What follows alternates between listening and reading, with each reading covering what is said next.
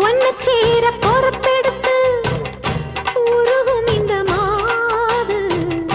தெற்கு திச தென்றலிடும் தினமும் விடும் தூது அம்மன் கோயில் சில எழுது அசஞ்சி வரும்போது உள் மனசு தத்தடிக்கும் உறக்கம் என்பது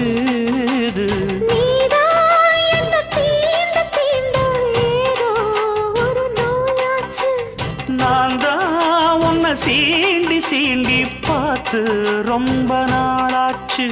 கொஞ்சம் இடம் கொடுத்த பச்சை கொடி பிடிச்சா எத்தனையோ வித்தைகளை இப்பவே நீ காட்டிடுவே